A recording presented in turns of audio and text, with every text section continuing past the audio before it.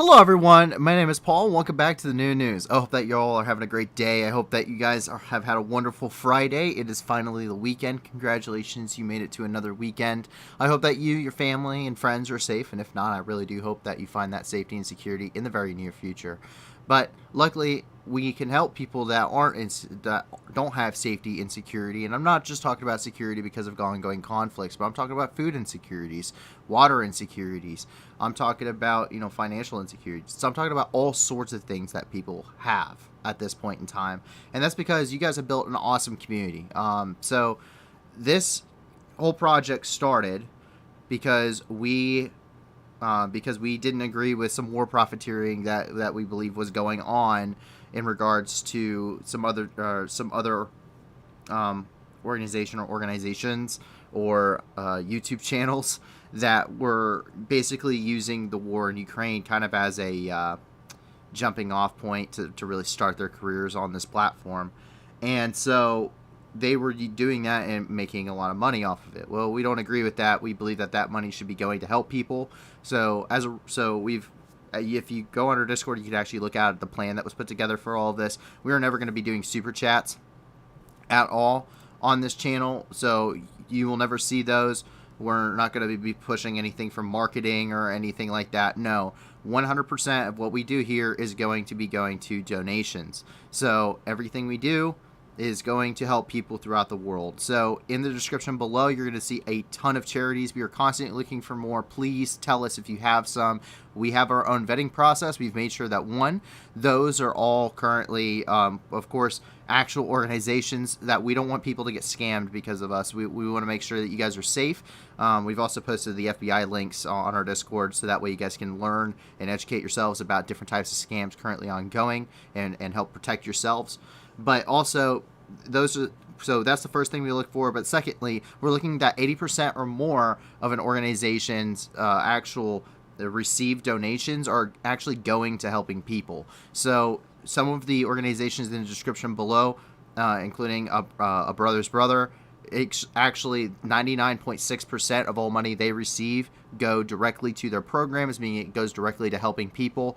It does not go to those administration costs and those salaries. So please check out all of those groups in the description below.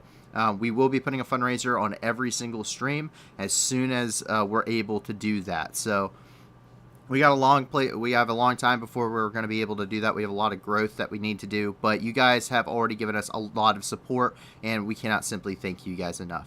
But when you're doing that, please don't just think about Ukraine. Please don't just focus on that, because there are millions of people throughout the world that also need our help that really aren't in the spotlight right now because of the ongoing war. And because of the war itself, a lot of them are suffering even more.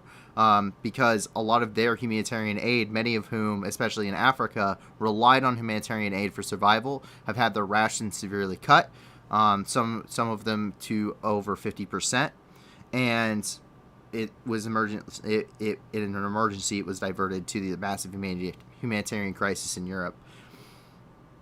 So please check out them as well. We won't be able to help people globally. And once again, let a staff member know on our Discord. The link's also in the description if you guys have any others. We're constantly looking for any that we can get our hands on and go through and vet. So if you can't give a lot, give a little. And if you can't give anything at all, give us a like and subscribe. Let your friends know about us, because the more people that are here, of course, the more people get to enjoy the way that we do the news, but also the more people that are going to be here to actually participate in these events and participate in helping people globally. And I can't think of a better cause to do that for. So thank you guys for the support already. And without further ado, we're going to jump into the massive amount of news that came out today.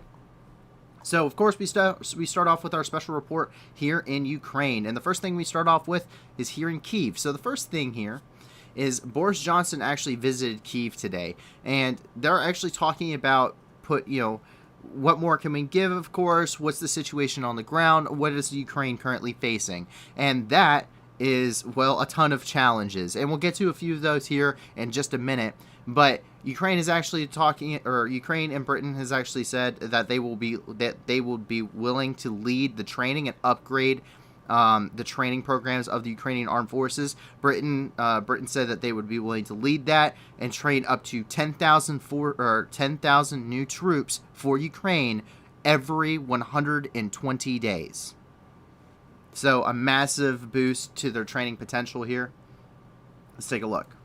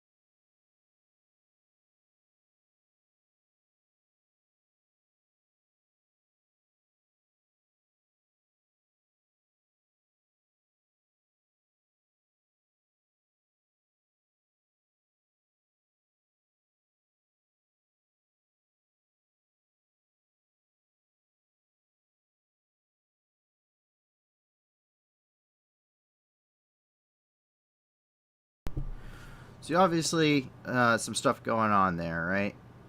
So a lot's going on with what's happening there with Boris Johnson, and hopefully they can actually come to some kind of agreement. But we also have something else here regarding that. So we can take a look.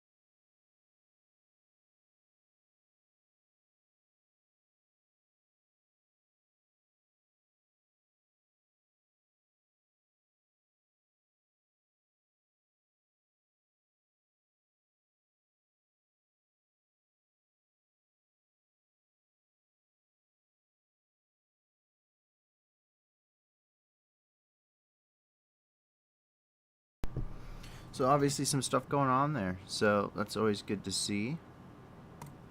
But the reason why they're talking about how, conducting this training and all of that is because, unfortunately, some news actually came out today that a lot of people have been wondering for some time, and Ukraine has revealed the military cost.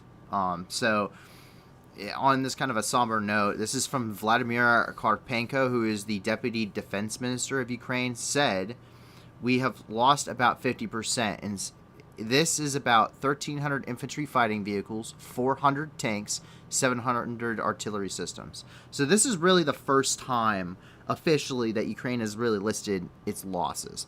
They've been very vocal about what their estimates on Russian losses have been. And we really don't talk about casualty rates in this because casualty rates are very easily manipulated. Russia, for instance, hasn't released a casualty report on for anything since at least, I'm trying to think. I think the last time they made any kind of statements on it was in April, and it was not very good. They said that there has been a significant loss of life during the war, and it was really the first admission to it, and they haven't said anything since. It's been completely quiet. I think it was a mistake when they did that, at least on their part, especially for their information war. When they were actually releasing casualties reports, though, they were extremely low, so it was probably very delayed in their release information there. If not, it was just deflated. Ukraine's has likely been inflated to what they're claiming Russian casualties are, but this could also be a deflated casualty count, of course. So this could be, while it's significant in its own right, especially admitting 50% casualties when it comes to at least their military systems, that means a massive loss of manpower as well, even though manpower was not specifically directed in this. So it's a huge blow. It's a huge blow to the military capacity of the country and its ability to defend itself. And so, but this could also be used for other purposes too.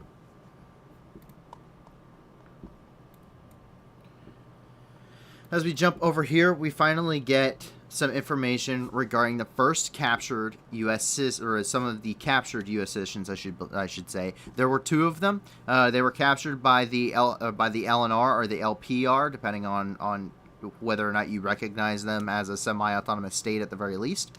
And this is the first time it was, this is the first time that anyone has confirmed that this has happened. People have said it's confirmed. We believe it to be true, and in fact, that is correct. We can see here, this is after their initial capture. You can see them in the back of this vehicle here,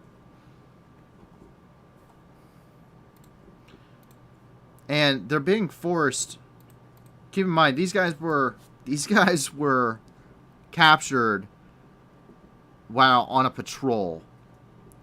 So, and they're being forced, not a couple days later, to say, I'm against war. So, take a look.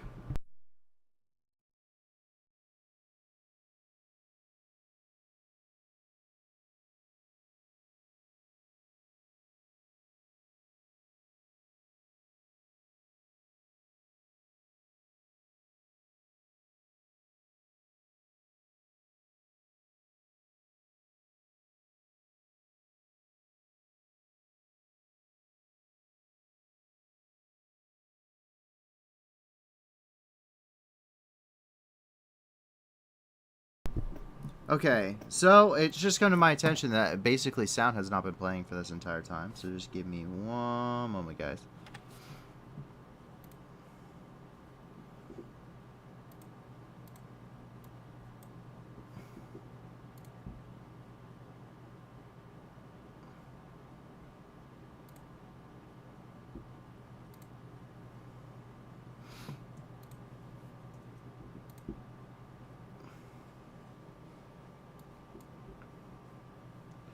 And so, as a result, I'm going to be replaying that clip for you.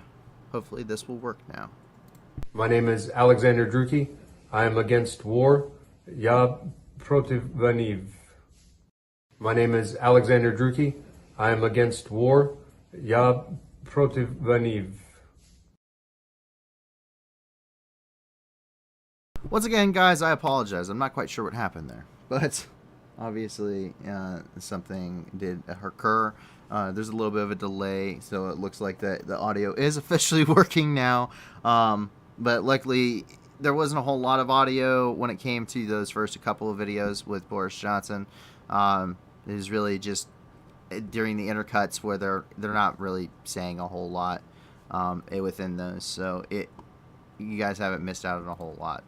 But that's currently what's ongoing when it comes to this area. So hopefully now we'll be able to enjoy some of the videos a little bit more at this point. So once again, I apologize. Technical difficulties. We're doing it live, folks. What can I say?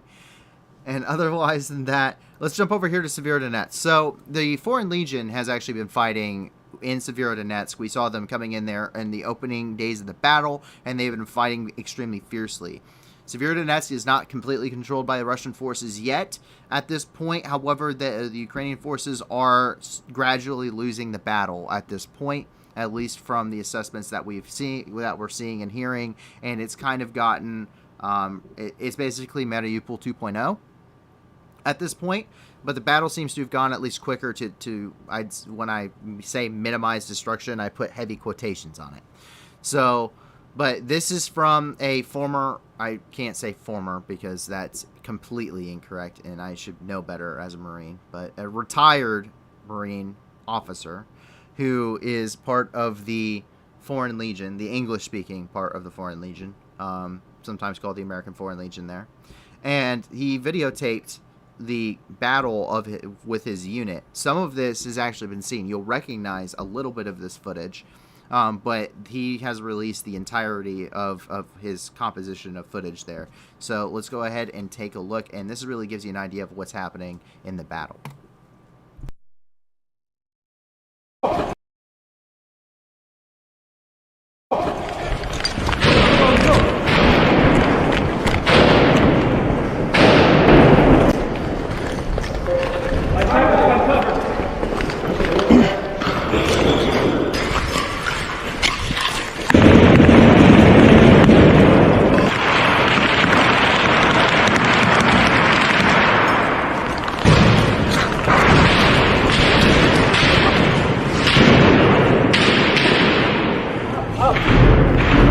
We're gonna try to open the door so we can communicate with our guys. Go.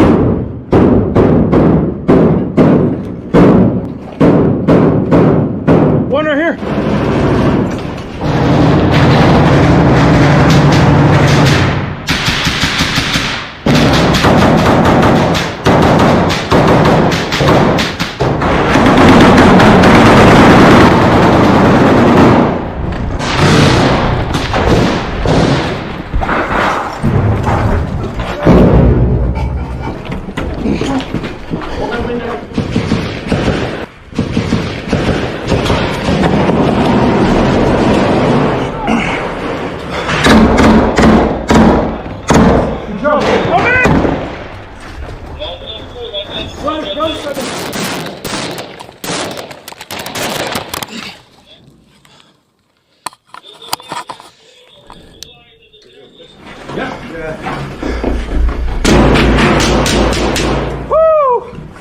Fuck you! Hey, you're good.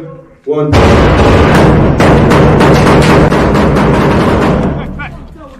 Woo! Dude, that was right behind you. Down. Give me some cover fire.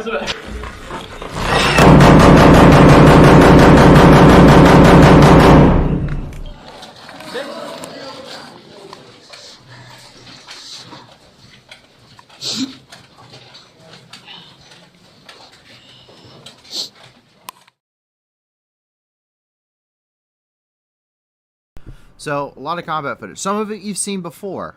We've actually showed some of this on the channel. But I thought, now that we're getting much more of the story here, and now have some of the understanding as to what's behind, what's happening behind it, I think that really kind of shows you at least a little bit of what the war's like. So, we've talked about this before. There's been more combat footage. A lot of more personal combat footage from the infantry, actually there on the ground, not just artillery units behind the lines, opening up their artillery guns, which everyone loves to see. Ukraine fire off 4 grad systems at Russian troops and know that they're going to be hitting their positions. But this is much more intimate. This is much more of the story for thousands of Ukrainian troops that are all across this line. And right now, President Zelensky is stating that so far the front lines, because of all the weird angles and what's going on, in general, it's about 500 kilometers total, or about 300 miles or 500 kilometers if you were to just run it straight. But the total range of the front lines is about 2,500 kilometers if you include all of the bulges and everything right now. So that's what's going on. So I also would like to apologize if you're hearing some of this, because there's currently a massive fireworks display happening. There's a festival in my town going on right now. So I apologize if you can overhear that when I'm talking, but it is a mic. So once again, we're doing it live, folks. And so we've had some weird news come out and some kind of conflicting things when it comes to Lysychansk. We said, actually here on the channel, we stated, it appears that at least some Russian mercenaries, some Chechen mercenaries, I should say, more specifically, were actually on, either just outside or on the outskirts of Lysychansk. We do know that there are 9 axes of advance in and around the Luhansk region alone when it comes to Russia, and they're really pushing to take the Luhansk, because it's really the smallest amount of territory that they really need to retake in order to capture the territory within its whole. But according to the head of the Luhansk operations, military operations, their administration, and as well as the governor of the Luhansk region, Serhiy Haida, has actually stated that despite the current circumstances, he said that Lysychansk is completely under the control of the armed forces of Ukraine. So, and that is his quote: "It is completely under the control of the armed forces of Ukraine." So that is the current situation with Lysychansk. Whenever we get some of this stuff, keep in mind this is a very fluid situation. And I stated this when the battle first started, and I think it's good to reiterate it. When the offensive for the Donbass first started, I said that we were going to try and report on this as accurately as possible, but that way we would be making corrections throughout. Luckily, we've been pretty spot on with what's been going on, at least to our knowledge. However, it is a very fluid situation. These lines are flexing constantly. It would look like a guitar string right now more than it would a front line if we were representing this in reality as to what is happening at this moment. It is an extremely fluid situation. These are changing all of the time. There is misinformation. There are incorrect reports, intentional and unintentional. And so Lysychansk, we know, is under pressure by the Russians. However, considering the statements being made, whether that's to calm fears or whether it's true or not, we do know that Lysychansk is under pressure. We do know that the Chechen mercenaries are operating within this region, as well as several battalion tactical groups that are within Russia, and as well as the LPR and DNR. And so that's kind of what's happening with this region. So we can't say for sure kind of what the situation is, but I think it's safe to say that there may be a minor correction, that was probably more in the region of Severodonetsk on the outskirts rather than they're actually at Lysychansk. There's a little bit of concern I had with it as well when we initially reported it, just because we also know that all 3 of the major bridges crossing the Severodonetsk River have been destroyed. Therefore, it would make it a little bit difficult for them to be in that area. But populations live on both sides, so it's completely possible. So I'd say a half correction there. But yes, it is very fluid, and no one's going to get it 100% right. Everyone should be making corrections when they're reporting. It's just a proper way to do things. It's just the proper way to do business. We jump over here. So there's actually some intra-fighting between Russian forces. I say Russian forces, but they're more of the hired hands of the Russian forces. The LPR, or the Luhansk People's Republic, quote unquote, which a lot of times we will call the LNR here because they're not a recognized state, and the Kadarovites, also known as the Chechens, actually got into a gun battle between the two of them. So they actually had some intra-fighting. There were several killed. Apparently, the dead and the wounded have been dragged away. There's actually footage that was posted with this when the researchers were going through. I did not think that it was footage that should be shown here. I do not whatsoever think it was footage that should be shown here.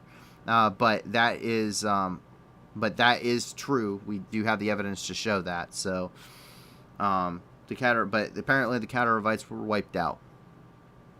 Unsurprising, the Chechens, despite how fearless they may seem, I would probably take the Syrian fighters over the Chechens. Seriously, they've been nothing but a propaganda boost. The Chechens had got that fierce notoriety, like when it was actually the Chechens that are currently, either not vocal, extremely suppressed, or are currently in exile that fought against the Russian forces, not beside them, which is what Kadarovites are. So the Chechens that fought against the Russians during the First and the Second Chechen War, yes, very brutal, very good at warfare. The Chechens that support Russia, not so much. That's why they took so many casualties during the First and the Second Chechen War, despite the assistance of pro-Russian Chechens. And that is why we have not seen a single engagement involving Chechen forces where they have any major success that's led by them. Including Rubizny. Rubizny had a lot of Chechen fighters up in here, but the battle was extremely bloody until Russian BTGs, which were actually slated to begin the Battle of Severodonetsk earlier, appear to have been rerouted to Rubizny in order to secure their flank. Otherwise, they could have been enveloped in Severodonetsk and essentially swept off the field completely in a full rout. Appears to what happened. So that's kind of the situation there. As we drop down here, Ukrainian artillery continues to just pour on the fire. I mean, steel rain everywhere. Now, that being said, artillery guns for Ukraine are pretty much outnumbered 10-1 by the Russian guns, but they are receiving more. They continue to dish out as much fire as they can. We've actually shown some Ukrainian positions. So here we can see one actually in at work here. This is an M777 155 millimeter howitzer. And that is the standard towed howitzer artillery used by the United States. And it's also used widely by NATO forces. The 155 millimeter howitzers round is also the standard artillery round for NATO.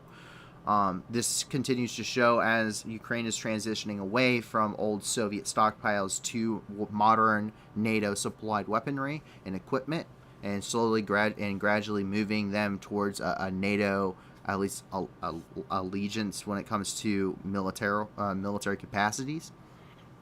And right now, it's estimated that Ukrainian artillery uses between 4,000 and 6,000 rounds of 155 millimeter shells every single day.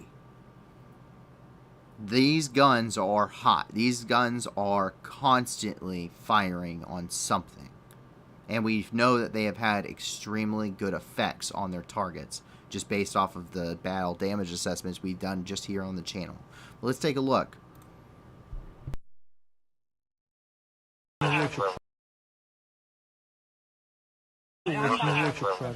Сейчас, секунду скажи, осечка, блядь. Армата! Все нормально.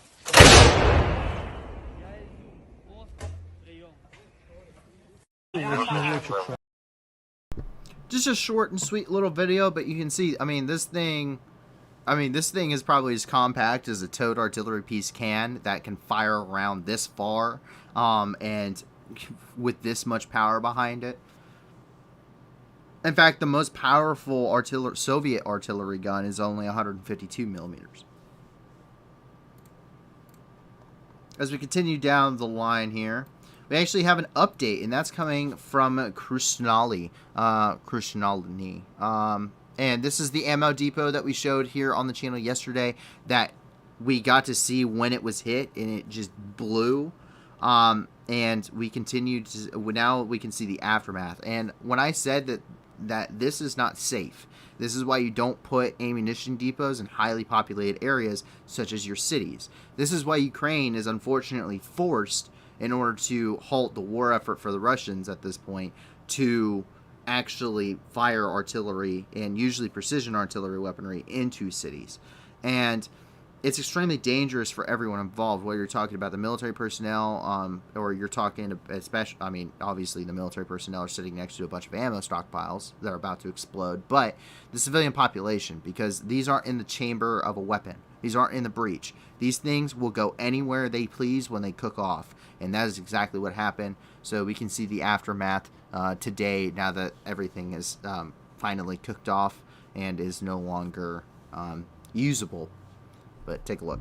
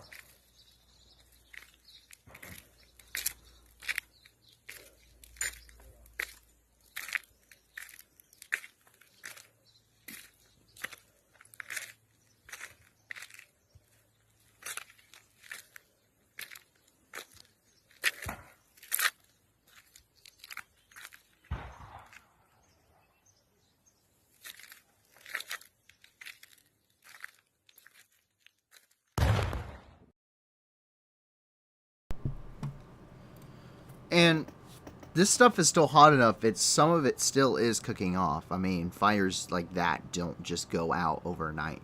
But you can see the level of immense destruction. And you got to think, how many times have you seen, Russian ammo depots that are hit amidst residential high-rise buildings?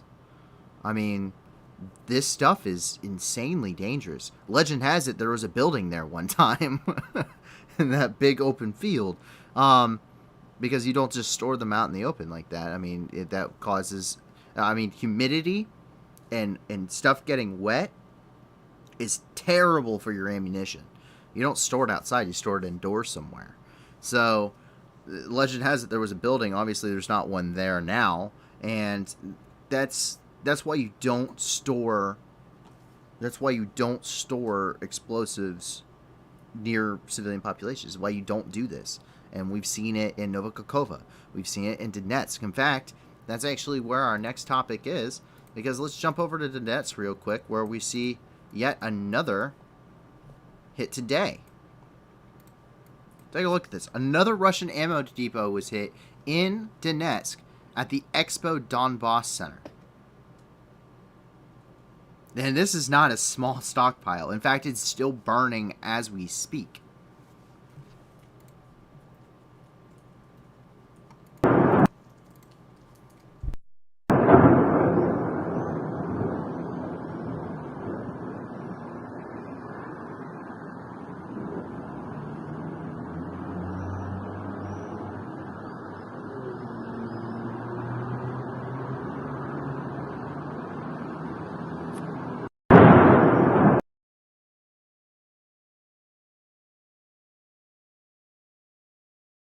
And it's all because of this guy who decided he wanted to pose. So this is a guy from the LNR or the DNR, one or the other. And he decided he wanted to pose and do it for the gram, and and he, oh, look at this, Mom. Well, he just got all of his friends in that warehouse killed. When I say social media, TikTok, and whatever else kills in a war, I certainly mean it, because the Ukrainians found out the position of this thing just by this photo. This photo alone destroyed that entire warehouse. This is why Ukraine requires citizens to delay the information they put out on social media. This is why Ukraine requires citizens to blur out stuff if they're going to post it in a relatively quick fashion, to blur out any real geolocatable objects to adjust Russian fire. This is why you don't do this stuff. This is why you turn your geolocation off on your phone whenever you're in a combat zone. Because this is how stuff like that happens. Because you thought you were going to be cool and take a moto pic, and look, I'm holding an 82 millimeter mortar round in a storage warehouse behind the lines. Well, not far enough behind the lines, because that storage warehouse is gone now. Much to the delight of Ukraine, of course.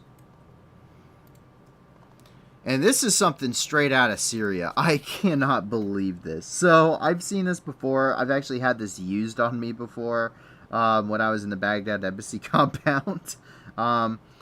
So, what this is, it's a technical.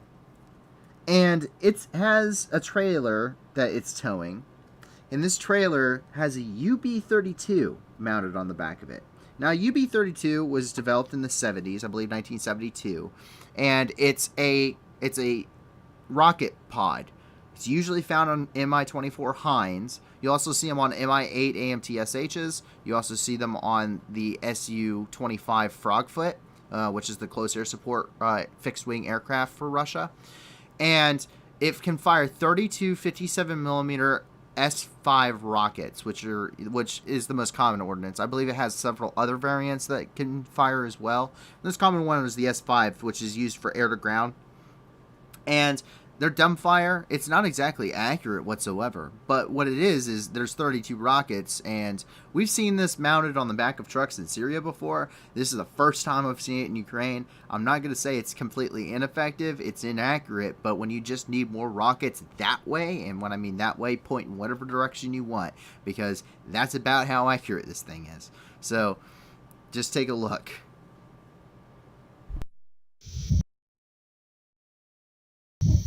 Бджілки вилітають, збирати мед.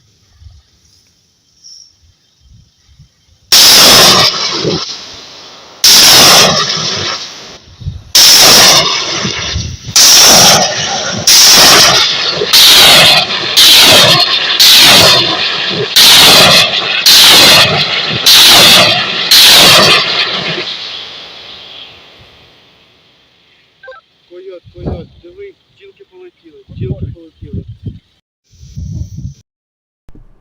And that's how you make stuff work. So anyway, I just got an interesting comment from one of the staff team actually, and they said, "Does that guy have a lazy eye?" So let's go back here. Is that even allowed in the military? I think it is if it doesn't impede your vision. I don't think this guy has any corrective things to improve his vision at all. But you have to understand something. Well, actually, he's wearing glasses up there, but, I mean, those could be safety glasses or just sunglasses so he looks cool. Here's the thing. The separatists are conscripting people. Russia's not conscripting people yet, but the separatists can, because they're independent countries, quote-unquote, remember? So they can do whatever they want, and they're conscripting people. And I'm pretty sure because of the manpower shortage, they would conscript the deaf, dumb, and blind. Because there is no way that half of these guys should be on the front lines. We've seen old men fighting. We've seen guys that they don't even have the equipment. We showed a video here where this guy, he's got to be over 6 foot tall. And most of the time, your bulletproof vests and stuff come out, and they have different, sizes, so that way you're actually protected in your vital organs. This guy was like 6 foot tall, wearing the average, 5 foot tall guy's, vest. And it came up, it looked like a crop top on him. Like, they can't logistically supply their guys, one. What they are logistically supply is coming from Russia, and Russia doesn't have great logistics to begin with. And they're conscripting people because there's such a bad manpower shortage that they will literally, if you are an able-bodied, military-aged male, and I here eventually I'd start putting the question mark on military-aged, you're going to get, you may be given a Mosin Nagant and sent to the front lines, because that's about all they got left. That's the thing. Like, they're conscripts. They're not, these are not average troops. These are not a professionally contracted military force. They pulled this guy off of the street, or this guy, in his case, with a moto pick, probably volunteered. But these aren't military regulations. These guys aren't under these contractual regulations and medical evaluations. And even Russia, with its recruitment, because they need the manpower, and you see this in every major military during a buildup, they lower the requirements. They have a lot more waivers. You saw that with the United States during Iraq and Afghanistan. Whenever there was whenever they grew that campaign again, or whenever they were getting ready for the initial campaigns, they lowered the restrictions. They had sign-on bonuses. They had all sorts of stuff. Now, it's to an extent. You still want to be safe, but in general, your tattoos, because there's tattoo policies in the United States for the military. Oh, you have tattoos here. There's a waiver for that. Oh, you're colorblind. There's a waiver for that. You just can't do these jobs. You scored a 29 out of a 30 on your ASVAB, which is the test that you take to get into the military in the United States. But you needed a 30 to be a rifleman. Well, we'll still sign you on. We can get you on as a rifleman. That'll work. So every country does this. Conscripts is completely different because you're literally just pulling anybody you can. So it doesn't really matter. Because they can find this guy. I don't imagine he may be handling the munitions, but he's not setting the fuses on the munitions anytime soon. That's for sure. That, and he also probably was killed when this thing went up. So you can drop down here, and that's not the only thing that got hit, because they also hit a base somewhere here in Donetsk. I tried looking for it, and in fact, if you look here, I mean, here even on the map, you can see some of the damage that's happened to Donetsk over the course of this war since 2014. I mean, you can even see some emplacements. I think there's one over here. There's a missile battery emplacement over here for air defenses. So, I mean, like, you can see, right, like, the battle damage and stuff in some of these places. But it's really hard to find a base. It's like looking for a needle in a haystack if you don't know what this is.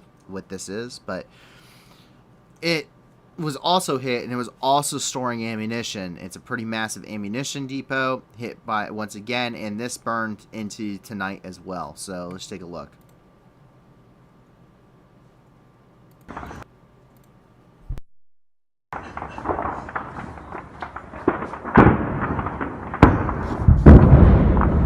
Что туда летит, нахуй?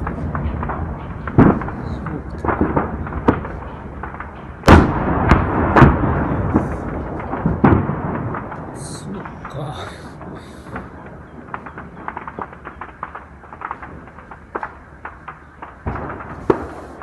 Ебать, а сколько ж он гореть будет? Все зависит от наполняемости, конечно.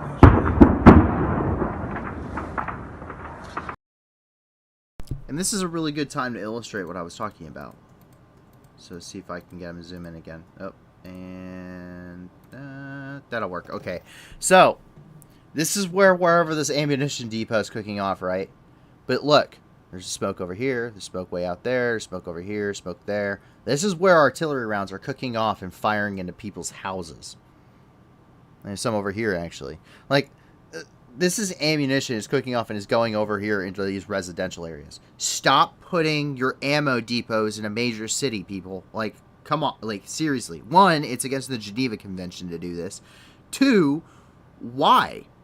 Why would you do this? Because you're hoping someone won't strike it? There's this thing. It's the 21st century, and we've gotten really good at killing each other to the point that we can put a missile through a window and blow up a single room in a house if need be. At least if you're the U.S. military. Now, you may be able to blow up just a building, a single building if you want to, if you're Ukraine. But if it's an ammunition depot, it really doesn't matter a whole lot if it's precision, because whatever you blow up is going to go everywhere, and it's going to kill more people. People that had nothing to do with the war. Stop doing this. Both sides. Because I've seen Ukraine having ammunition depots near cities too. It's a lot less common, and also the Russians suck at hitting them, but stop doing it. You're killing lots of innocent people. You want support for your cause? Don't kill the people that you want to support you. That's the same problem with an insurgency. It's hard to fight an insurgency because you kill one terrorist or one insurgent, and then his brothers and his friends and everyone who may have just been on the fence about the whole thing now hates you and wants to kill you. Iraq, Afghanistan, Vietnam, name Afghanistan for the Soviet Union, name an insurgency. Chechnya, the first and second time. This is how insurgencies are born. Exactly how insurgencies are born. This is why people don't support you. Because you keep doing stupid stuff that gets them killed, on top of the multitude of other things that has occurred. And listen, obviously this building is damaged and destroyed, right? Like, there are buildings, I showed you pictures on the map of buildings that are damaged and destroyed. I showed you just a second ago. Here, I'll zoom back in. This is the airfield here. And this is the international airport for Donetsk. Okay, that hangar's not usable. I tracked down here along the front lines.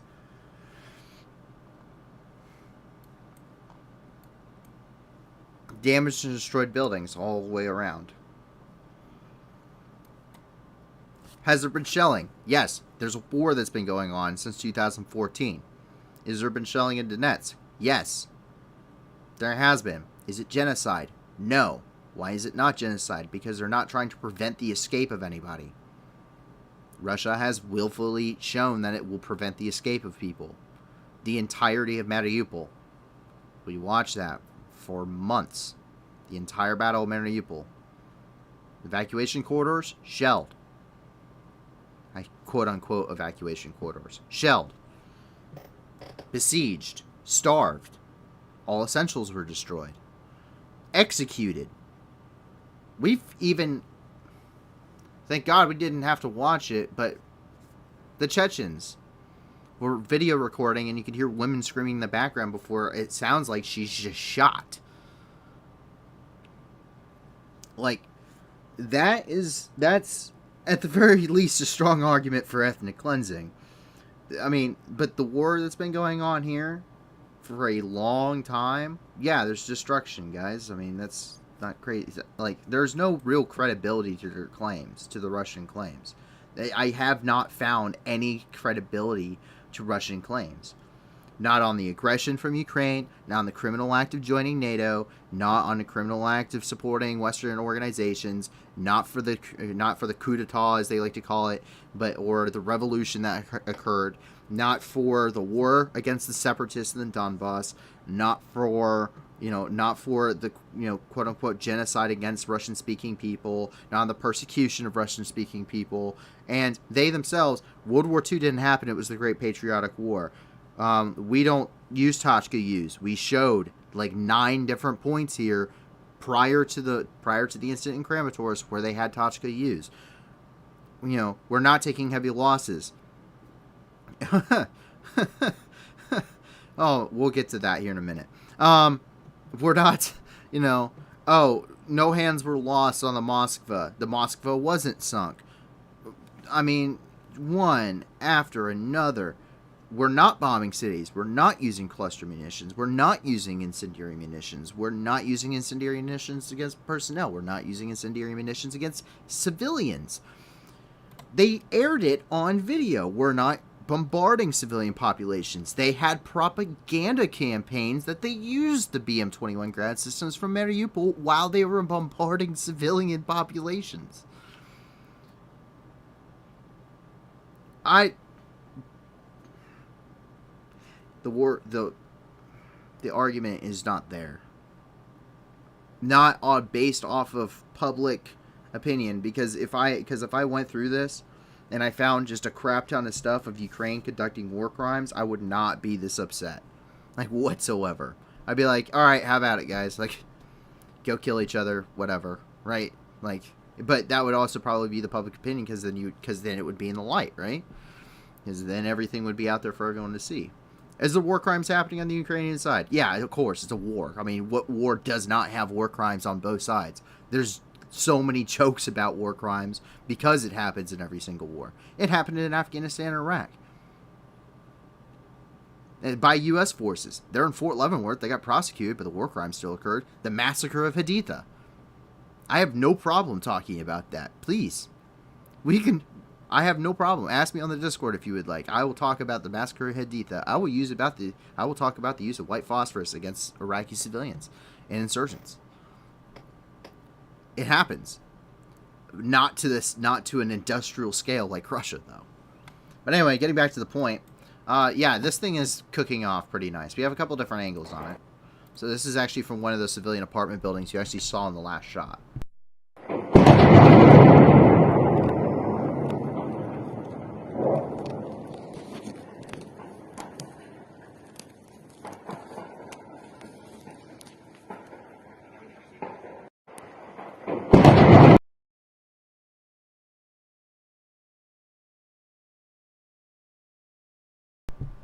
Yeah, I don't think that place has electricity currently. I think that's gone. But as we can see, here it is. Even tonight, as we're talking, it's still going.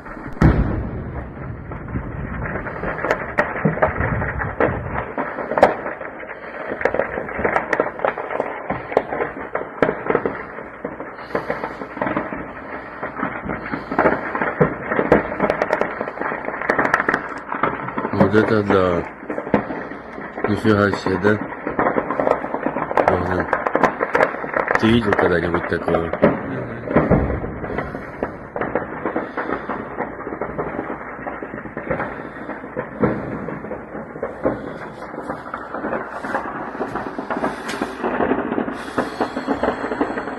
Ну, а так в целом тихо.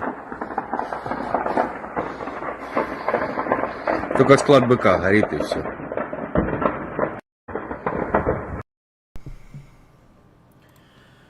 Okay, now that I've gotten that ran over, trust me, there's going to be another one coming up. We actually don't have any news out of Mariupol right now, so that is kind of surprising and unsurprising at the same time. Normally there is something about Mariupol, but how many times can we just talk about people getting deported to Bezimine? And how many, I mean, it's happening daily, reported or unreported. I mean, they're washing their clothes out of bomb craters filled with water. I mean, it's just, there's cholera. There's dead people everywhere. I mean, it's just, well, Mariupol exists only in name at this point. So, jump over here. American supplied Humvees are being put to good use. So this is AM General. AM General military plant produces the American Humvee, as it's affectionately called. It stands for High Mobility Multi-Wheeled Vehicle, or HMMWV. Has several different variants, 2 armored packages that can be put on. One's done in the factory, one's done in the field. This is an M1151 gun, which is the gun, basically the gun mounted Humvee with its up armor package, basic up armor package. Which is the level A one. So we can take a look at this. These are used for all sorts of things. It's an extremely versatile vehicle. It is a little outdated. I'll give it that much. They're extremely uncomfortable. When I was in the Marine Corps, this is actually my job, was to roll around in Humvees. Because I was in a combined anti-armor team. That was my platoon. So we rolled around in Humvees and MRAPs and MATVs all the time, and we rolled through the desert in them, and they are basically giant ovens if it's any temperature above 80, even below that, because it's like 6 inches of armor steel plate, 3 to 6 inches armor steel plate, like 3 to 6 inches of bulletproof glass. It's a dark green interior, extremely nice and snug, to put it lightly, especially if you're wearing combat gear, and it has black foam insulation all around the inside of the vehicle. One, to trap heat, and also two, in case it's blown up and you're thrown up into it or something, or you hit a really heavy bump and you're thrown up into it, you don't injure yourself. But that essentially all boils down. Also, the AC never works. If you want AC in your vehicle, good luck. Bring a fan, buddy, because more than likely the only thing that's going to work in your vehicle is heat, and if anything like that works at all, the heat's going to be the one that's working, and it's going to blow constantly with no way to shut it off, and it's going to suck. You're going to hate your life. That's usually how it's like inside of a Humvee, where you eat, sleep, work, everything. But it's very fun to go, cowabunga style through the desert in one of these things. And they're actually very good fighting vehicles. They're very versatile. Whether they're just based off of the amount of variants they have, whether you want to bring hot food to the troops, whether you want to use it as a command and control center, they have mobile control centers for UAVs with them.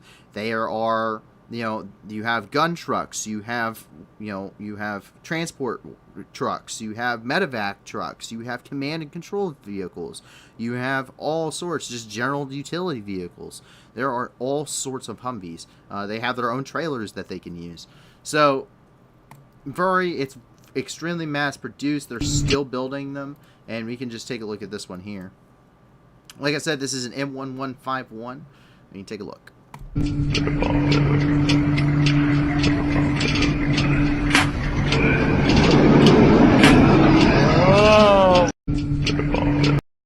And that just has the Class A up armored package on it.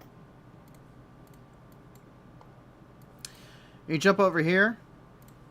This is time for my second rant, guys. So this is the Russian losses in this war are ridiculous. I mean, we have gotten so good at killing each other. It's ridiculous as a species. But this illustrates it no better.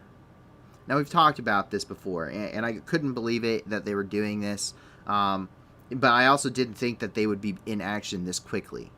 And they are. These are T-62s. These are the T-62 main battle tank. Now, the T-62 did not have a very long run.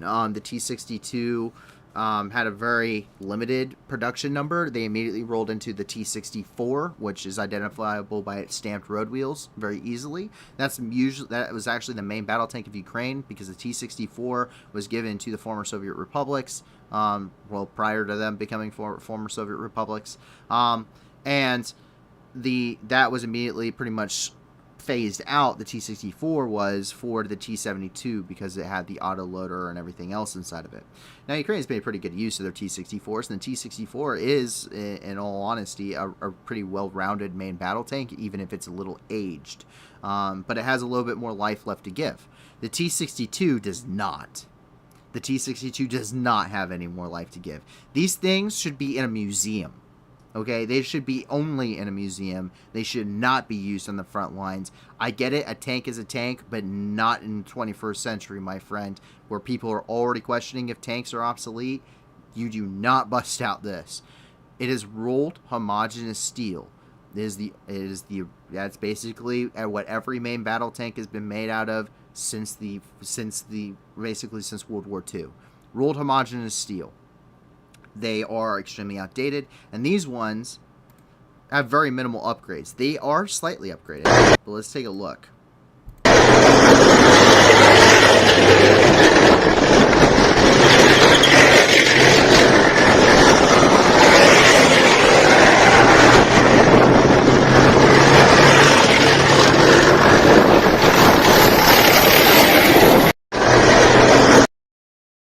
So, how can I tell that this is a T-62? Well, there's a couple different ways you can do it. First of all, you can tell by the upper glacis, basically where the mountings for your lights and everything are.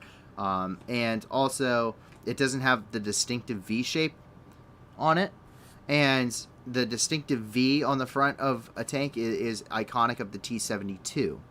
The second thing that you can identify this by is actually the road wheels. One, the number of road wheels, which is 5. It's unsupported suspension, but that's hidden by the side skirt. Not a problem. Look at the spacing and the gaps between them. You have a set of 3, which are right next to each other. A slightly larger gap, 1. A slightly larger gap, the rear. And so that is how you can identify based off of just the road wheels.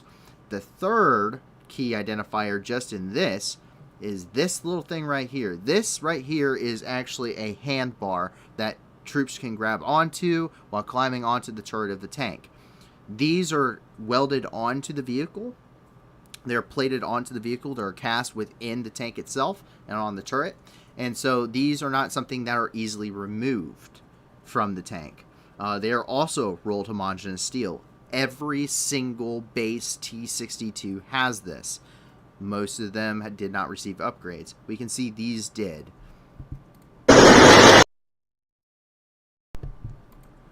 And this is some of the upgrades I'm talking about on this. So first of all, you can see the handbar here. This one does not have any upgrades to increase the armor on the front or on the frontal part of the turret.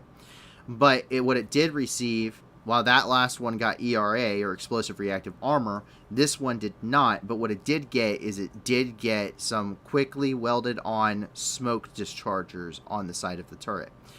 So that is an indicator that they're taking whatever they can. They're bringing these tanks, which are so outdated, I have no idea where they're using them in the war, and they are quickly taking any spare parts that they can to wire them in and make them work for a battlefield condition. And that's what we're seeing here. Mismatched equipment. We're seeing mismatched upgrades. We're seeing these things were pulled out and rushed into service. First of all, this tank didn't originally even come with side skirts. And you can see here, I don't think these are meant to match. I think these are probably pulled off of former stocks of probably the T-72 or maybe even the T-80 or T-90. So that's a pretty obvious that they are running out. I mean, that alone tells you the situation on these tanks. Of course, this one here, affectionately called by Westerns, by Western people, the cope cage. This is a javelin cage is what they're actually called, and they don't work. Stop putting them on vehicles. It makes you a bigger target, guys.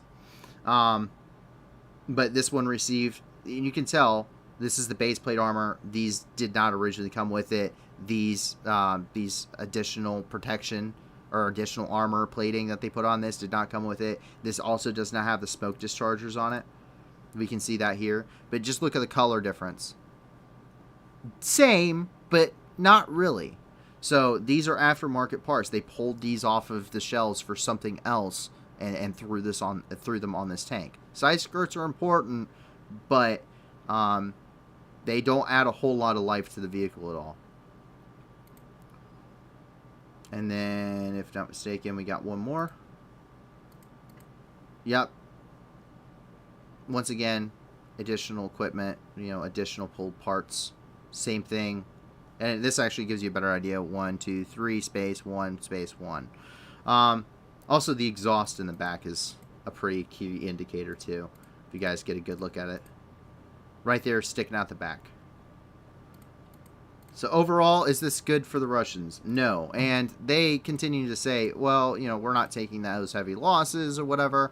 So this is Oryx. This is actually one of our technical references that we use. We have a list of technical references. Sorry. I've written some stuff as well based off of my knowledge because I am a subject matter expert in anti-armor warfare. And needing to identify armor is a big part of that. And so one of the things that we do reference, though, is this website. Oryx is, they actually wrote a book. They have Turkish and I believe Korean. But, yeah, the Armed Forces of North Korea, the path to Songun. So they are kind of this independent source. But what they do is they've actually tracked the costs of the war militarily, and as you can see here, 4,344 vehicles destroyed. 4,344 total vehicles lost by Russia. Destroyed 2,571, damaged 80, abandoned 318, and captured 1,375. What makes this site unique is that so they list them in order as they find them, and they number each one: destroyed, damaged, captured, damaged, whatever, in each variant. So anything produced by Russia prior to becoming the Russian Federation is marked with a Soviet flag, and then you also have the Russian flag for anything that was produced after or upgraded after. And you also have Ukrainian losses in this as well. So, and what's cool about all of this is not only do they label each and every single weapon system and variant, but if we go here and let's just take a T-72B, which they've lost 136 of. And we're going to pick a random number here. Let's go something damaged. Damaged and captured. 89. We know this because every single one of those numbers you can click on and it has the photo of that vehicle. Every single vehicle that they are listing has to have photographic evidence of it being listed as destroyed or damaged or captured. So that is what makes this unique. That's why we consider that a pretty reliable source to go by. So pretty good. So in case you're wondering what the Russian losses are militarily that are confirmed or can be confirmed, at least via evidence, video evidence or photo evidence, go check those guys out. So, and I'll even throw this up. So if you guys want to pause the video, that's the link that I'm highlighting right now, if you guys ever want to check them out. If we could jump up here, this is probably near the Zaporizhzhia Oblast, and what this is the this is a famous volunteer paramedic named Tyra, and Tyra is actually a prisoner of war for 85 days. She was a volunteer paramedic in Mariupol. She was captured trying to leave the besieged city with a group of injured women and children. About 2 weeks. So she was there for about 2 weeks more before she was captured. So, but she's pretty famous. This is her right here, but she has been released. So, pretty cool. I put this up kind of in the Zaporizhzhia region because that's where we've seen them be released before. And Xenocide said that he found the location of the base that was hit. Post the location in the Discord. Nice, you know. Very nice. So, I guess if you guys want to check out that, I don't bring up the Discord while we're on the stream just because it's usually not a good idea. I wonder, Pointy Hill with no top on it.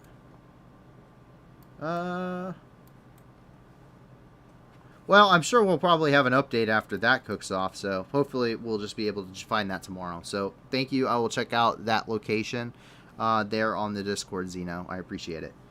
You're doing good work over there. All right, Mykolaiv. Mykolaiv continues to be shelled. Mykolaiv is being shelled, even though it's well behind Ukrainian lines at this point. It's a very similar kind of situation to Kharkiv, except Mykolaiv also had a massive grain exporter there, second largest in the country to be, in fact, that was completely destroyed by Russia. Hence our title for one of our pieces that said Russia is using global famine as a weapon of war, because that's exactly what happened.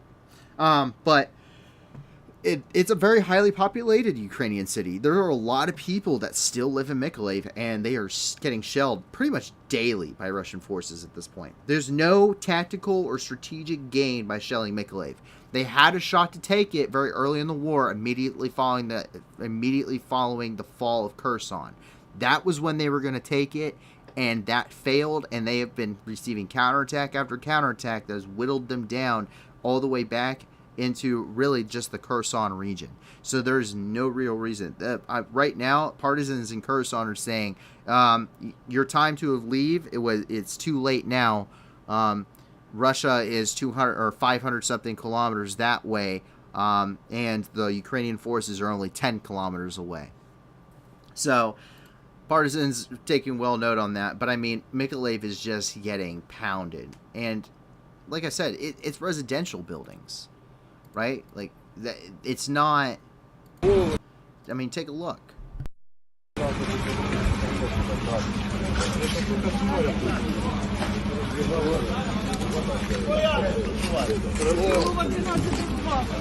Крилова 12 дробь 2.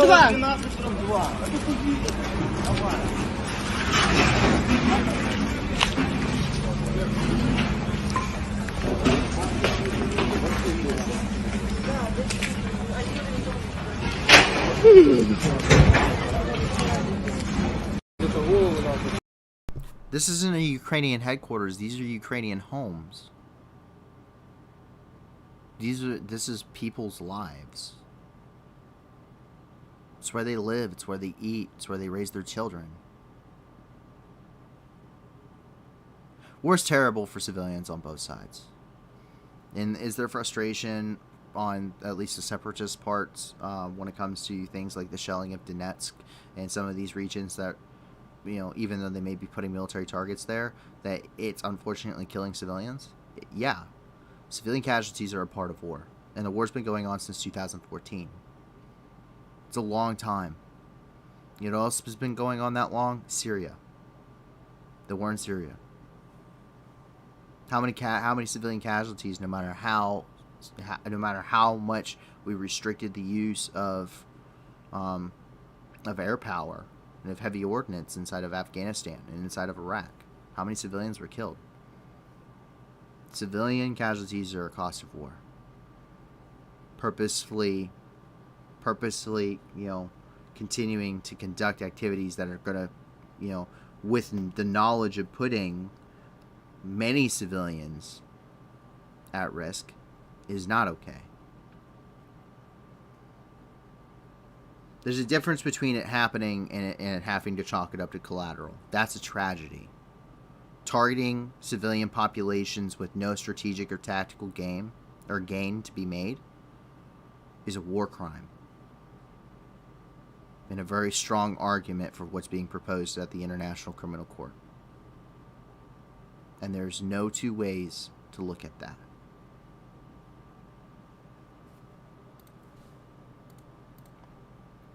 But we end our segment inside of Ukraine on some good news. And this is what you probably saw in this title. They sunk another one. They sunk another ship. The Moskva is no longer lonely at the bottom of the Black Sea. She has a friend after her wonderful promotion to submarine. So this is the Russian rescue tugboat, the Vasily Bek, and she was sunk today by a Ukrainian Harpoon missile. This is confirmed by TB2 Bayraktar footage of the strike, and also statements and posts made officially by the Ukrainian Ministry of Defense, who are confirming this. Reportedly, the ship was bringing additional anti-air batteries to be delivered there on Snake Island after basically Snake Island got completely totaled as an OPLP, or an outpost listening post for the Russians. They brought in a massive amount of air defense systems that obviously haven't picked up on the Ukrainian Bayraktar that was flying nearby, so obviously not working so well, are they, guys? So, massive waste of resources to begin with, because this has, outside of fishing and commerce lines, this has absolutely no value strategically. But take a look. I'm going to pull this up here. This is the military. This is their official website. You can see there, mil.in.ua. And that is the picture of the ship. That is at least kind of what we'll be looking for at the bottom of the Black Sea when someone wants to discover the wreck. We can go over here. This is the official Twitter page of the Ministry of Defense of Ukraine. Spasitel Vasily Bek, tug of the Russian Black Sea Fleet, successfully demilitarized by the Ukrainian Navy. We're going to follow them now. And the ship was transporting personnel, weapons, and ammunition to the occupied Snake Island. Moscow never be alone. So, courageous Spasitel Vasily Bek, promoted also to submarine. And we jump over here, and this is the Bayraktar footage. So here we'll be able to take a look, and you're going to be able to get to see the strike. So there's the Harpoon missile. That little tiny dot, as far as I can tell, that's the Harpoon missile. And boom. Yes. Good roasty fire. Big roasty fire. You know, there's only one way to put that down and put it out. And I don't think you have enough foam on board that little tug to do it, so I guess we're going to have to use the water, boys. Anyway, there you go. They sunk another one. They sunk another ship. Go Ukraine. Ukraine doesn't even have a navy, and they are sinking Russian ships. I want you to think, Ukraine doesn't have a navy. They scuttled their only ship in harbor, so it wouldn't be captured. And they have sunk. They have sunk 2 Russian warships at this point. 2. What? And one of them was their only gunfire support, their only naval gunfire support. It's sitting at the bottom of the Black Sea, so they can't even bombard the Harpoon missile systems on the shoreline that's shooting them. Because that was the first thing they sank. So, there we go. And that actually concludes our segment inside of Ukraine. Don't worry, there's plenty more. So, the first thing we have is actually going to be over here in St. Petersburg. A couple of funny developments, actually. Kazakhstan's president, Kassym-Jomart, was stated that he will not recognize the DNR and LNR. You know that international law based on the UN Charter and two fundamental principles: right of nations to self-determination and territorial integrity, and came into conflict. So, sitting next to Kazakh President Tokayev, Putin has claimed and said that the territories of former Soviet Union are historically Russia's. Kazakhstan was one part of the Soviet Union. And then he botched his name. He just blabbered a bunch of sounds. At least I attempted to pronounce this guy's name.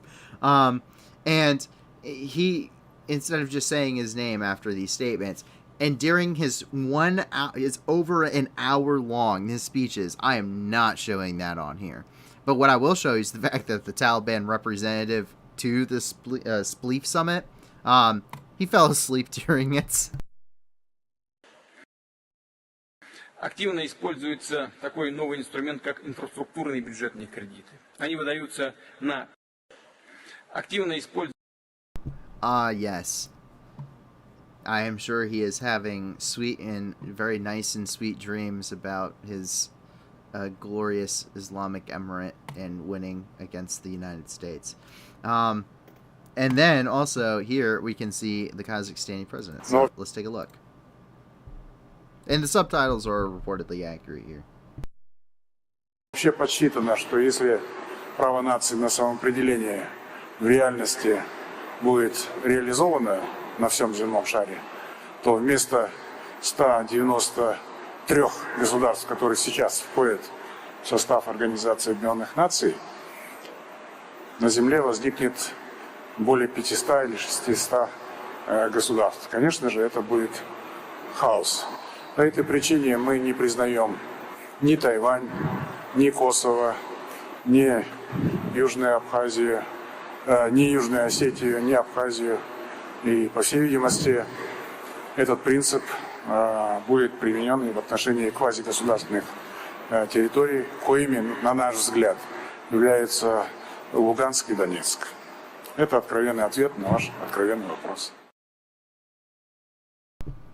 So, very, very interesting words there coming from the president of Kazakhstan, who usually, in general, has pretty good relations with Russia, might I add.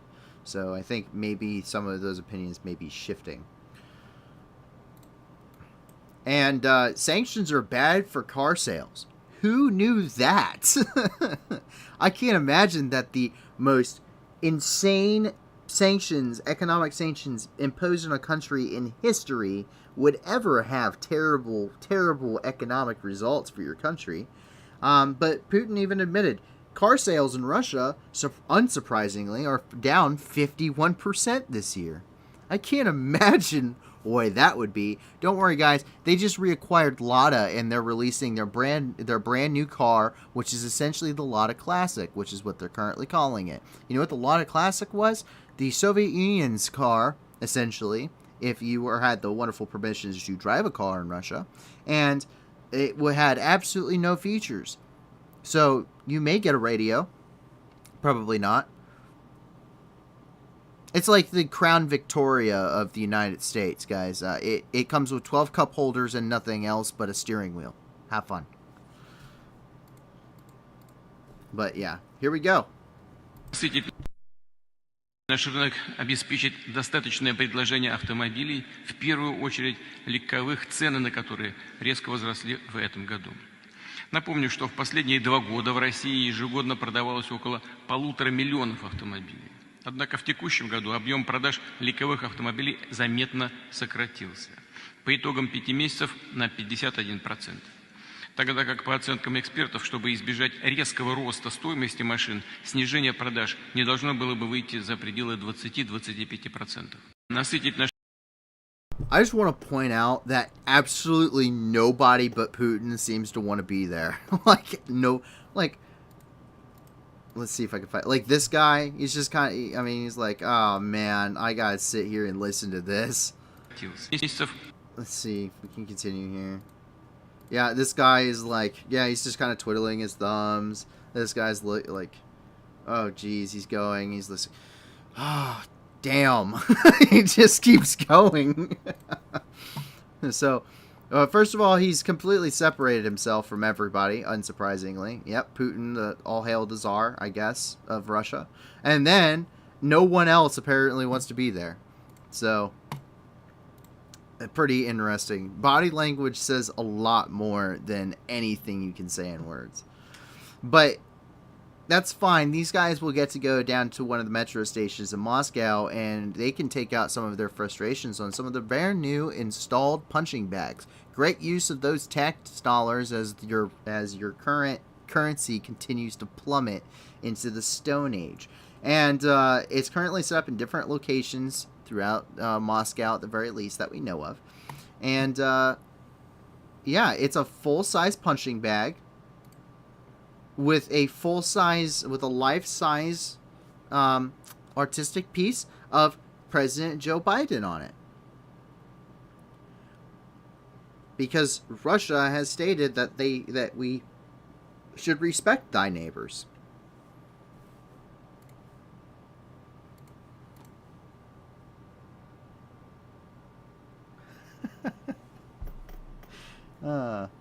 Another great comment. That was the meeting over automobiles was a meeting that probably could have been an email. Great comment. Fantastic comment. Over here, so the Z sculpture, the famous Z now, which isn't even a letter in the alphabet in Russian, was vandalized in Chavarovsky once again. So we can take a look. It was vandalized by locals. There they go. Yeah. Right through it. Once again, great tax dollar, guys. Great use of tax dollars. And that's the ribbon of St. George, by the way, for those that have seen this everywhere. That's the ribbon of St. George, which is basically their like victory symbol. It dates back a long time. I don't quite remember all of the history behind it. So please, I recommend going and finding a different source for that. But I just know it's the ribbon of St. George for them. Anyway, we jump over here. And Slovenia has sent 35 BMPs to Ukraine. Slovenia, as you can tell, is not exactly a very big nation.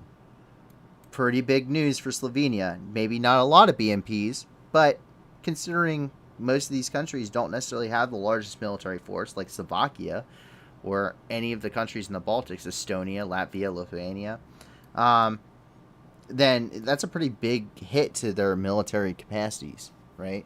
And, but, you know, what's crazy and I've voiced my frustration about this many times, but 35 BMPs from Slovenia, of all countries, is still more than what Germany has sent to Ukraine in heavy equipment, and Germany is the largest economy in Europe.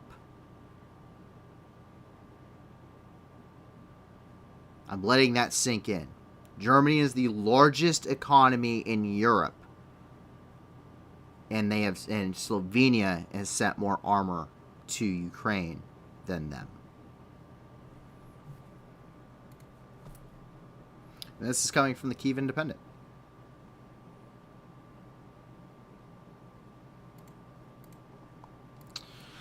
And jump up here into Germany, and that's really, and it's just because it's kind of encompasses all Europe, and Germany's just kind of there in the center. But the European Broadcasting Union have canceled Eurovision in Ukraine due to the lack of security guarantees. So Eurovision 2023 will not take place in Ukraine, and that's because, their currently organizers are appealed to the UK, but right now that's kind of what the situation is, which is fair, considering the war. But that also, it's kind of unfair at the same time because the war could be over by then. In fact, if they keep blowing things up as fast as they are for the Russian military, it's likely it would be over within the next year, hopefully.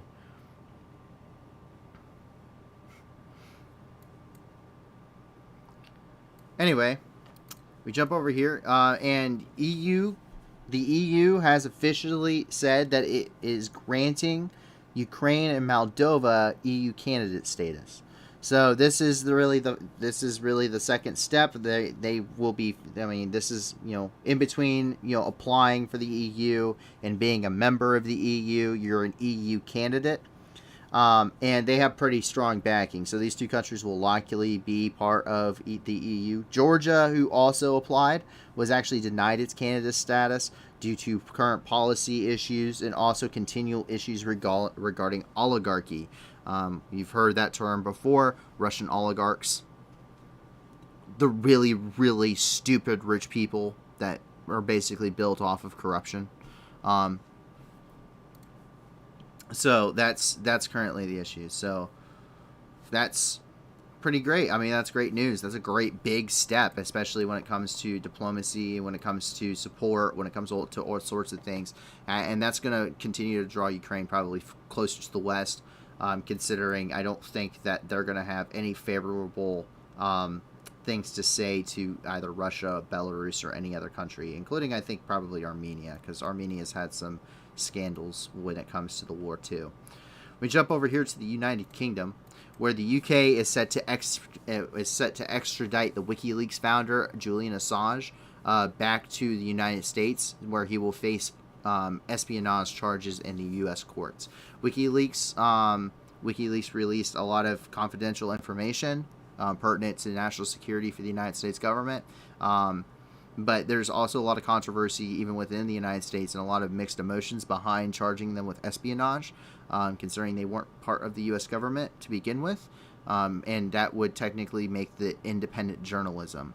So that's kind of where it's at. There's a lot of debate in the United Kingdom about this, even though the expectation was that the United Kingdom likely would extradite them. Same thing for the United States. There's a lot of debate, political, social debate when it comes to whether he should be tried for this, but we will just have to see how it goes, guys. So, and this is coming from the Associated Press.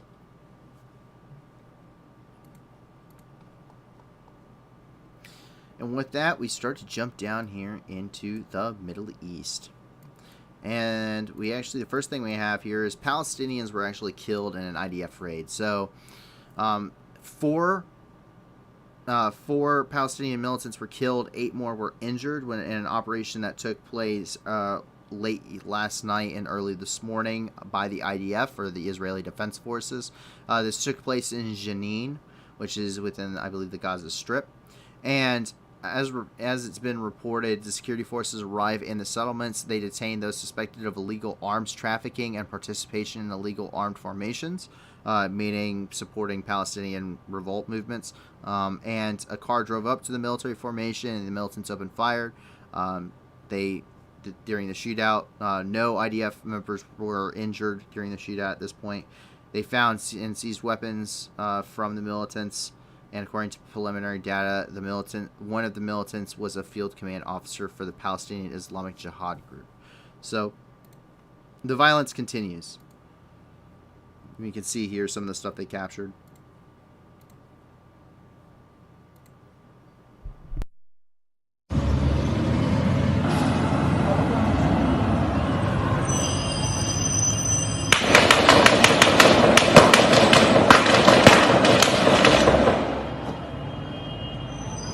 ترى عم صيب بطوخ لحقهم.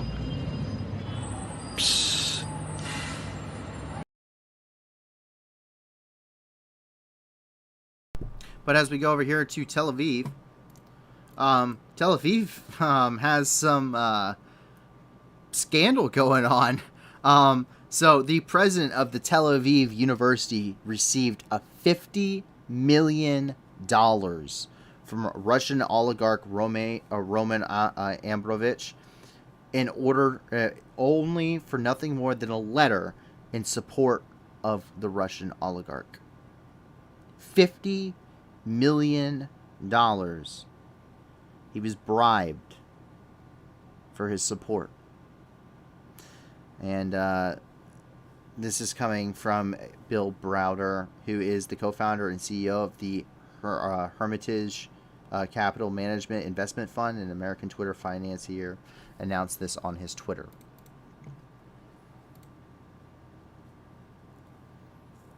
So,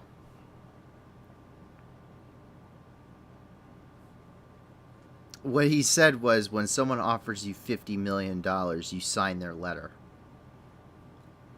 No, you don't, sir. There's this thing, it's called a conscience and having moral standards. Go over here into Baghdad, where drug addiction continues to grow. So the level of drug addiction is growing. Over the past 5 months, the number of minors have been detained for possession and use of drugs has tripled. So Iraq is not exactly the most stable place in the world, unfortunately.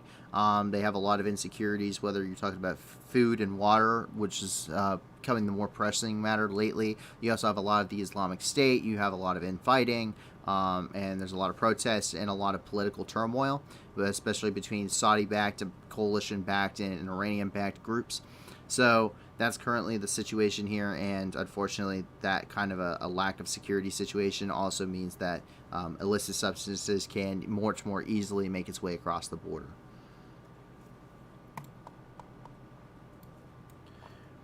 Over here we jump into Afghanistan, where opium production has not slowed.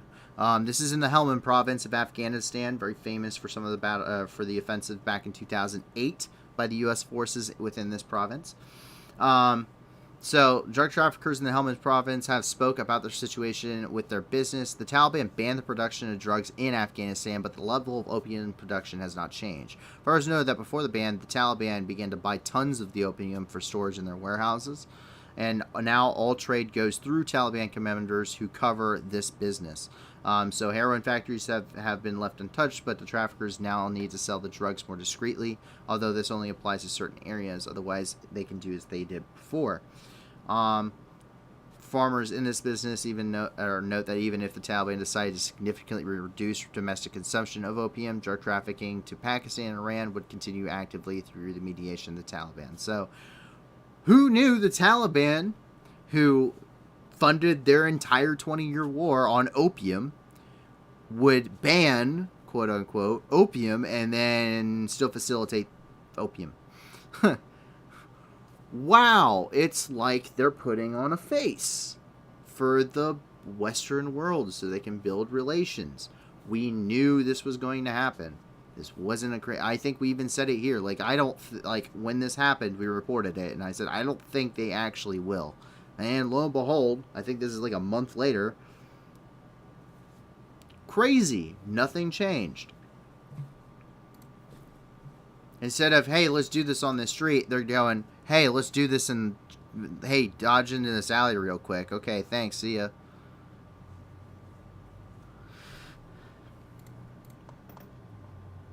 That's not the only thing in Afghanistan, though. We actually jump up here into Sinjar province of Afghanistan, or in Pajir. So, the fighters of the National Resistance Front, formerly known as the Northern Alliance, led by Ahmad al-Massoud, actually shot down an Mi-17 helicopter from the Taliban Air Force. So, the Taliban have been using helicopters. They do have a rudimentary air force that they are using. They are even using them in like helicopter insertions and air assaults and close air support. But basically, the aircraft it was shelling from the ground.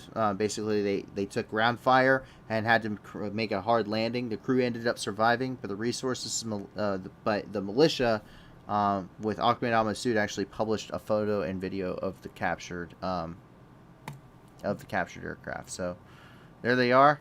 There's the crew. Now, Ahmed al-Massoud is very well funded. His father fought the Taliban as the leader of the Northern Alliance back in the late 90s and early 2000s, so he knows what he is doing. Let me take a look here.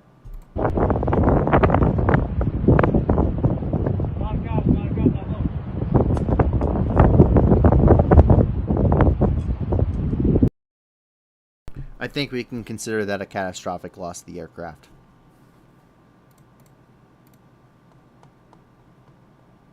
Jump up here into Kazakhstan, where unfortunately there was a pretty massive accident, and this is pretty surprising, pretty shocking footage, I should say. So a Scania truck actually caught the trailer of a Scania truck caught fire as a result of which the highway was blocked, and the DAF truck actually crashed into cars standing there on the road.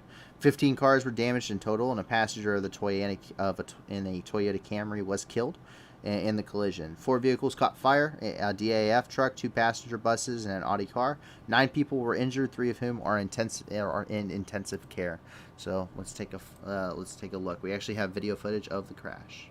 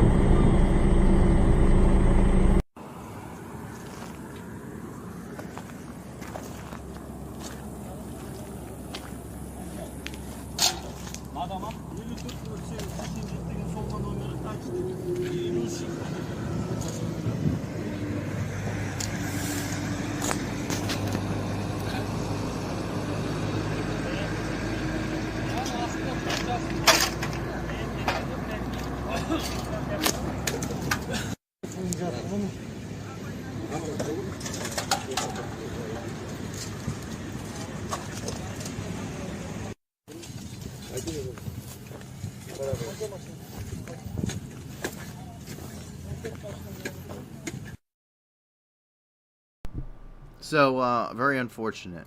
A very unfortunate crash indeed there. Jump back, you're going to jump down here into Africa now, where actually in Somalia, 60 Al-Shabaab militants were killed near Baxto. So, basically, during an attack by Al-Shabaab in the province of Galmudug, near Baxto, security forces eliminated more than 60 terrorists, so more than 60 of the Al-Shabaab members. They reportedly fired on the location of the country's armed forces within the city of Bado and tried to capture the city. The military, police officers, and even armed residents actually put up a resistance against them, killing most of them. And also, the security forces managed to detain a suicide bomber who intended to arrange a self-detonation near a military unit. Now, the losses of the military and the police are not currently known at this time. But take a look here. Of course, it's a Land Cruiser. It's like one of two vehicles, it's like one of two vehicles in a third world country is either a Toyota Hilux or a Land Cruiser. Or an Isuzu truck. As you can see here, armor plating on the back of them. Pretty common to put homemade armor inside of these vehicles and technicals. So that's a pretty common tactic, especially for suicide bombers, to make sure they get to their intended target without being killed. That was something that kind of got perfected during the Iraq War against U.S. checkpoints. Jump over here. We actually have a couple of different things going on right here on the border between Nigeria and Niger, and here in the Borno region. So another Islamic State attack in the Borno region. They fired more mortars at Nigerian army positions. Let me take a look.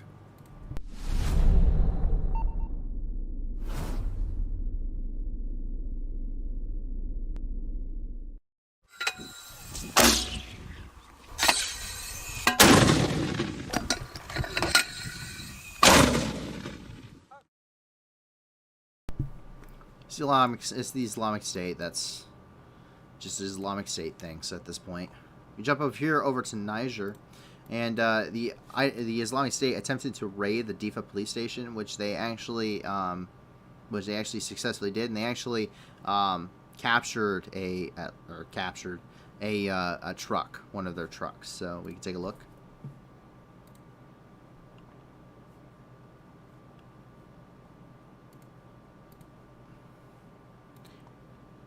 And that's really what they're here for. That is why they raid these places. This is why they attack military convoys. It's not just because they're trying to take over the territory. They're gaining supplies from them. And that's how they're gaining their equipment. Their weapons, their ammunition, more magazines, more everything. They're gaining it because they attack outposts. They go there, they raid a police station, and they leave. And then that brings us up over here to the United States, where the largest aircraft in the world, now that the Antonov 225 unfortunately is destroyed, though that will be rebuilt, the largest aircraft in the world right now has reached a new milestone. The Stratolaunch has completed its 7th test flight, and that's basically a rock carrier aircraft, and setting a record altitude of 8,200 meters or 27,000 feet for the giant aircraft. This took place at the Mojave Air and Spaceport, which was kind of funny because it's actually near where we used to live, or where I was stationed. So let's take a look.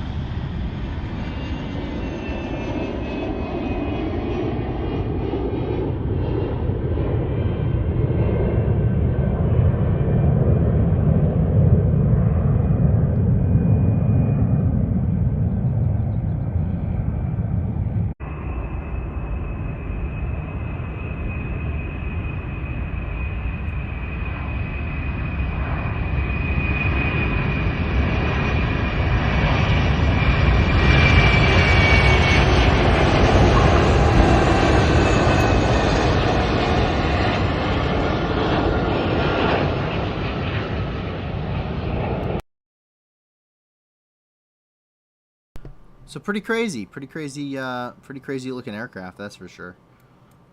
That design has worked before, though. You can take a look at some military aircraft. In fact, there's one design that had 2 P-51 Mustangs that were tied together, and it required 2 pilots like that. So it's possible. We know it's possible. So that's pretty cool. Our other pretty cool piece of news is there was a massive black hole that was found. I mean, a massive black hole. So this is from the Australian National University, or the ANU, and this is so this black hole has been pretty fast growing for about the last 9 billion years. So it's a pretty big international team of actual astronomers, but basically it consumes the equivalent of one Earth every second and shines 7,000 times brighter than all the light from our known galaxy. Think of every star in our galaxy. In fact, this thing is so big and so bright that as long as you have just like an okay telescope that you went and got from the store, you can see it for yourself.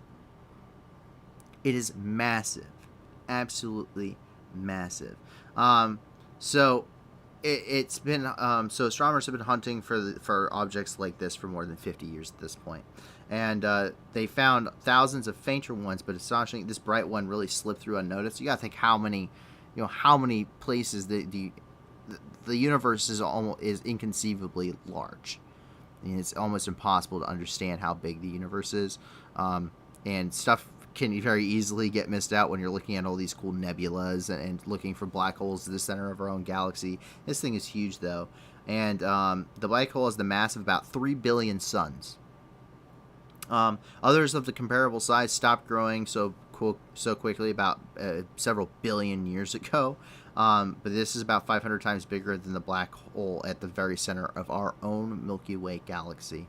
So pretty cool. You can take a look here. We're getting this from phys.org, so if you guys want to go check out this article, that's pretty cool. That's really cool. So yeah, if you guys happen to have a telescope, maybe you guys will be able to find it. But with that, that's actually all of the news for tonight. We covered a lot of topics. There's a lot of stuff going on, especially when it comes to Ukraine. I had several tangents, of course. I normally do at night. I have these situations are extremely emotional, and as someone who at least has a general understanding of history, because those that at least don't understand history to an extent are pretty doomed to repeat it. And but as someone who's a very big history enthusiast, and as someone who's been in the military and actually had to deal with some situations like this, the situation in Ukraine is just deplorable. Obviously, terrorism is pretty deplorable too, and there's a lot of tension. But this brings up a lot of emotions, and just make sure that your emotions don't get in the way of the facts. When it comes to these situations, you need to be honest with yourself, and I try to be honest with you guys regarding that, and just report the news, even if I do have some opinions. So with that, I hope you guys have enjoyed the news. Please make sure to check out the video description.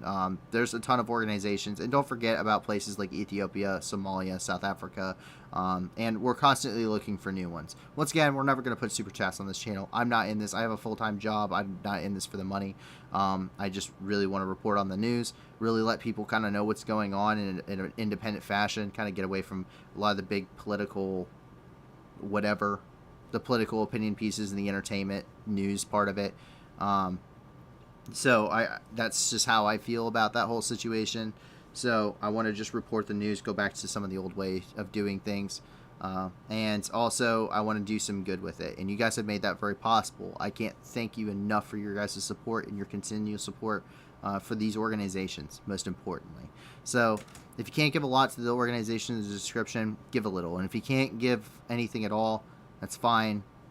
Give us a like and subscribe, because it doesn't cost anything to do that. Let your friends know about us, because it doesn't cost anything to do that. Because the more people that come here, the more good we can do globally. And that is the goal of the project. That's the goal of this channel, and that's why we're here. That's why we're donating our time to this.